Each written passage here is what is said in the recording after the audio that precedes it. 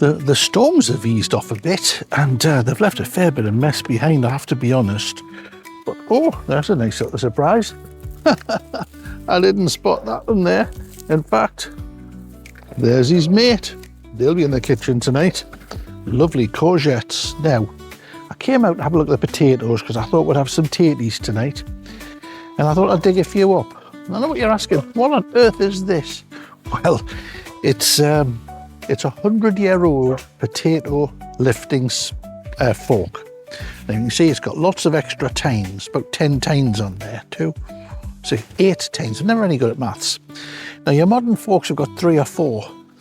And I find trying to use them to lift the tatties, I always end up skewering them, or the tatties fall between them and I'm forever picking them up. But this thing's designed to catch the potatoes. It goes down just about the right depth and it lifts them nicely. Now I can see a lot of our potatoes here have actually been exposed to the air. Now if you can see these things, these are not potatoes or tomatoes. These are actually the seed that grows on the top of the potato. Potatoes grow by roots, but they also produce a seed, and that's them. You don't eat them, they make you very, very ill. But some of the potatoes themselves, it's lovely on one side, but they've been exposed to the light on the other side. And you end up with a huge different colour there and an extra amount of chlorophyll on one side. You don't eat chlorophyll, not good for your tummy. So we'll end up losing a few of these, but we'll end up saving some as well. So I've got a little basket here and I'll have a look and see if we can lift 1 or 2 of these plants where you're here and see if we get anything out of it. Now to lift the plants, if you imagine that your furrows here, your tatties are not only directly under the rise, but they're also on either side. So pull your fork back about that much. And when you dig down, don't go straight. Go at a slight angle. You get underneath the potatoes. Now it's all right me saying all of this, but can I do it? Well, let's have a look and see. Down we'll go. We'll get that right down deep, right underneath the potato plant. And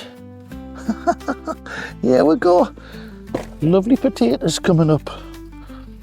Some of them have got a bit of chlorophyll on, but we'll sort that out later. Because what we're after doing now is just seeing if we've got any. Now you might remember, these were not a seed potato that I planted. This was just tatties I had in the kitchen.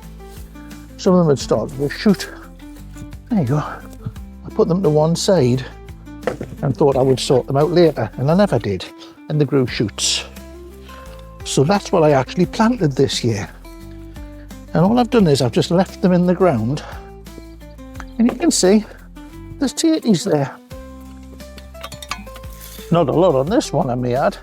There's a couple more. But it's because this one got pulled out by the winds and the storms. The whole plant was exposed.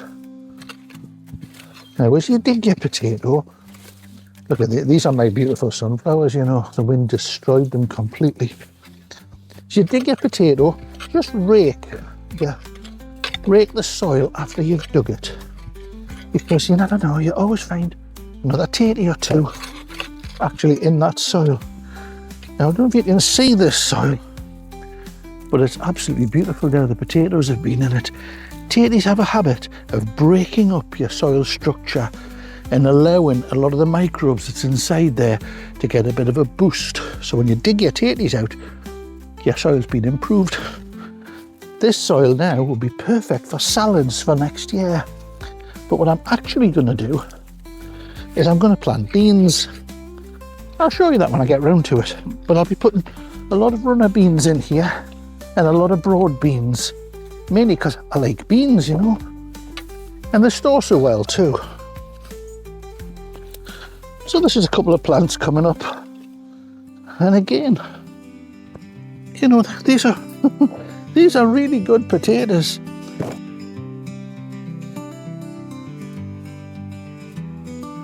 So when folks tell you you have to have seed potato, just let them know every potato is a seed. What you will get from a seed potato is a clean variety.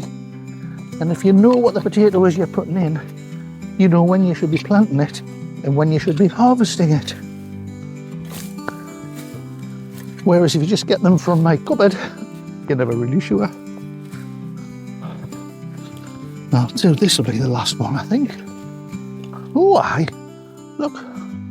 Nice tatties. Something to chuck away. Some to eat.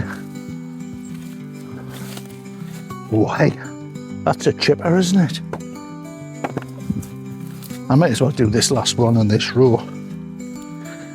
Now, these plants haven't had any real looking after. I just left them. I didn't feed them. I did get a bit of a watering when it went dry for a while, but not a heavy watering. The ground itself is rich in humus. Humus? Humus. It's rich in humus. I'll be putting it on my crackers tonight.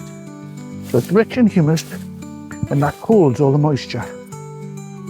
So even though we had bits of droughty, kept them fed. Yeah, right up to the end here. More potatoes. Now that is not a bad crop for nothing.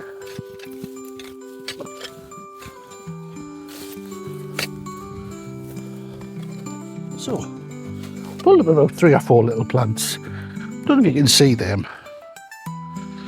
Now I've pulled these up here from a little bit of garden, about a square metre, because there's 2 metres in a row, about a half a metre wide, so it's about a square metre. If out of a square metre of space, which is about the size of that by that, you can get a bag of tatties, well, you've saved yourself a few quid, haven't you? You've improved your soil and you've created a wildlife habitat. Now that can't be bad. So if you've got your balcony and your bucket, plant tatties in your bucket. If you've got an old box, plant them in a box. These are what I've used for years. And again, you know, the naysayers told me I'd never grow anything in them. And in actual fact, as long as you've got good drainage in the bottom, and if, you might notice I've got holes in the bottom here, but I also have holes in the side. Reason for that is if you put that down onto a backyard, it doesn't drain properly because it's soil blocks up the holes. But if you put the holes part of the way up the side here, it means the bottom bit, if you don't put holes in there, the bottom bit can be a water reservoir for you. So it holds a bit of water all the time to feed your plants. Now in there, I'd plant 3 or 4 potatoes and I'd get that, you know, not as much as that, but a good half box of that. So if a bucket can give you, what have I got in there? £8, £10 of potatoes. If you get a £5 of potatoes out of there, then you've got yourself a bit of a garden, haven't you?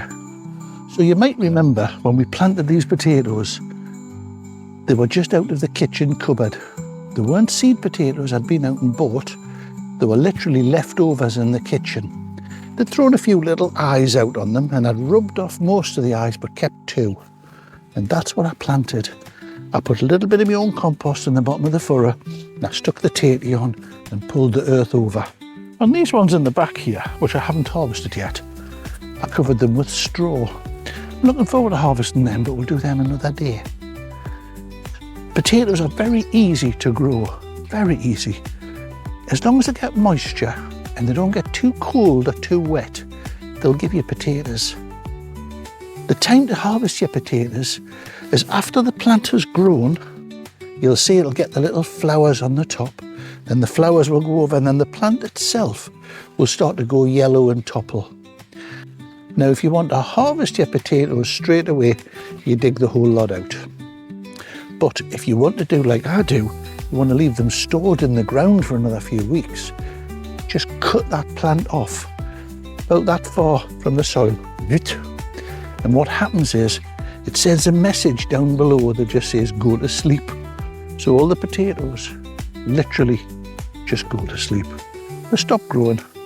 They won't get any bigger, but they won't get any smaller. And then over the next few weeks, you can harvest them as and when you want to get fresh potatoes straight out of the ground. If when you're bringing the potatoes up, you get any sign of damage on them, like a plant's got like, I don't know, little holes in your potatoes. Because you get like loads of little holes going in your tatties, and that can be eelworm going in, or slugs can attack it. That's the time to lift them all up. Don't leave them in the ground if you're getting slug attacks or mouse attacks. Get them up, get them cleaned off. If you can leave them on the surface of your garden for a day, do that. And what happens then is the air dries the skin off. Don't brush the soil off, leave it on. But the air dries the whole thing off, and then when you put them in your bag or in your brown paper sack, they'll stay fresh for a lot longer. Take them out of the sack, brush them off. If you start pulling them out of your storage sack and you find they're going a bit bruised, check the whole sack. It might be you just manhandled them a little bit, or woman-handled them a little bit too much, and that had bruised them before they went in. They will rot if they get badly bruised. So just check them. Any bruised ones, take them out, cut the bruise off, chop the rest up for chips. Bob's your uncle. Now I'm going to get these in the kitchen and get them ready for tonight. Champion. Thank you.